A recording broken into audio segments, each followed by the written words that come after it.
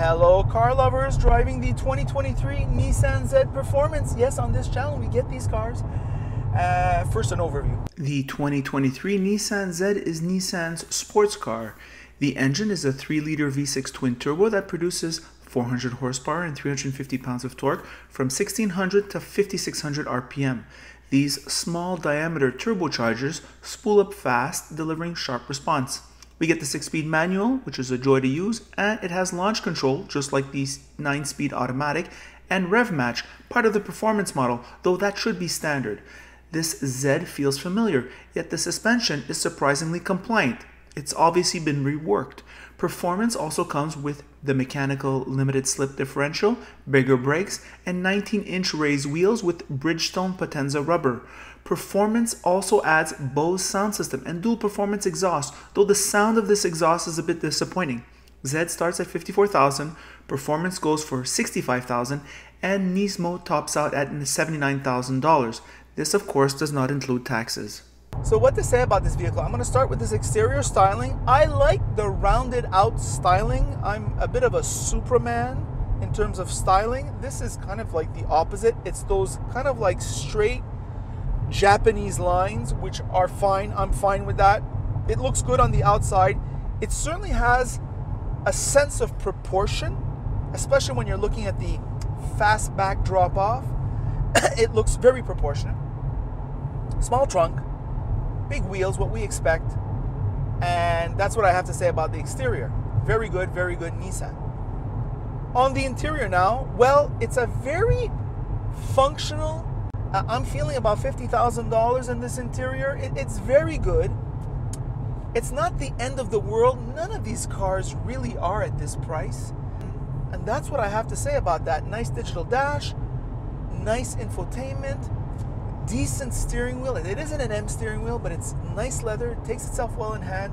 I'm very satisfied. I love these 3 gauges, the boost, the turbo speed, and the battery power. It's got that racy vibe to it.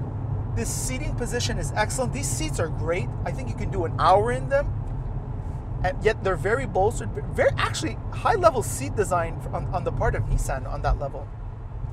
The ventilation a little bit tucked away, but still easy to use. Nice round dials. I'm going to talk a bit about this manual transmission. I really love this manual transmission. I think it's a winner, and with the engine characteristics, I don't know how they do it with turbo. I remember like 20 years ago, turbos were so uneven in their power delivery. This one, from 2 to 5,000 RPM, it's almost electric in how linear its power is, delivery is. It's amazing. So when you made it with this manual transmission, once you're on the go, it is a joy. This manual transmission is nice and notchy without being a chore. The clutch pedal, there is more pressure than average for you to press on. However, it isn't distracting. I'm driving in the Montreal Trail. Driving in the city sucks. Driving in Montreal sucks. Driving a manual transmission in the city of Montreal sucks the bag. But it's fine. They set the suspension a little bit softer than I thought they would. It's actually bearable in city drive. It's actually half-ass comfortable, I'd say.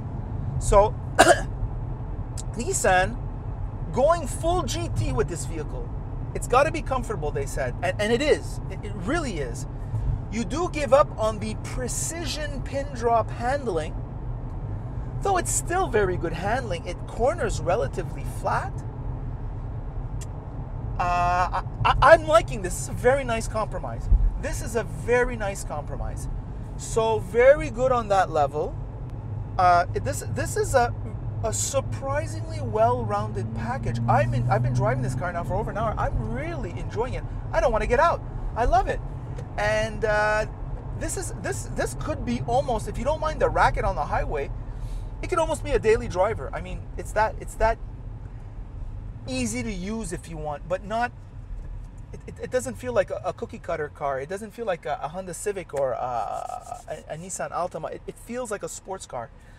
Another thing I noticed while we were having fun before is that it's the kind of car where, yes, it is a not good sounding V6, but the worst sounding V6 sounds better than the best sounding 4-cylinder.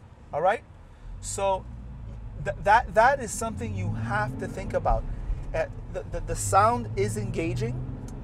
The power delivery is such that you could have fun without going too excessive in terms of exceeding the speed limit, right? Listen, I'm not saying you should exceed the speed limit, but if you are going to exceed the speed limit, don't turn it into a dangerous driving infraction. 10, 15, 20, 30, maybe 40 kilometers above the speed limit.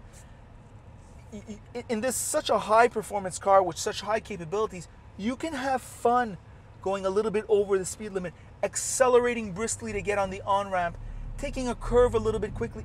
It is fun, all right? So it's not just a clunky chassis with a strong engine in it. It is fun to drive. I'm not suggesting it's a GT86 in terms of that fun to drive. It's not quite there. But for something with so much power and that is so heavy, it is surprisingly light on its feet. And not many high performance cars, 400 horsepower car, high performance cars which do sub 5 seconds 0 to 60 have that. I mean, I bought like a month ago like a Tesla Model 3, and I'm driving it around, and I find it's a little bit fun. You know, the power delivery of that electric car is fun. And I think, my God, I have such a fun car. I drove this car and I think my car's not fun. It is fun-ish. This is a fun car. And so there's still a niche for people. Now, of course, in Quebec where we live, oh my God, where we live, there is the tax for those who think like insects, for the tax on cars costing over 40,000, that yearly tax. What a dump tax, and it is subject to that, so you have to live with that. And it kind of sucks when you're just buying a car for fun mostly, right? It's probably not going to be your daily driver, or if it is, great. It's just going to be tough in the winter, with the winters. And this is a known entity, right? This is a known chassis. This is a known engine. This transmission, manual transmission with splash lubrication, means if you're not an idiot with your car, you're going to change your clutch maybe at 200,000 kilometers, and that's it, right? You're never gonna kill this transmission. I am feeling a purchase here. I would bet on this car long term. So if you like the way it looks, you like the way it drives, you like the gas engine characteristics, which at this point electric cars can't match in terms of the charm, character, and fun, well, I think this car is a winner. Now, if you're not tripping on power too much, 200 something horsepower is enough for you, I think the Subaru BRZ is probably the more intelligent, more cost savings purchase. That car is definitely, at least at low to medium speeds, as fun, if not funner than this car. However, you don't get the growl, you don't get the power, you don't get that high level performance. Sometimes you just poke the bear, just poking the bear, flooring it in second gear, then shifting to third, flooring it in third gear, going all out, then taking an on-ramp curve. You're not going to get the same feeling in a GT86, a GR86 or a BRZ, that's for sure. This car is well, that's why it costs more, right? That's why you pay more. It's not just the engine. You've got to stiffen the chassis. You've got to work on the brakes. You've got to work on this. Everything is raised, right? Listen, I think it's a very good car. It's better than I thought it'd be.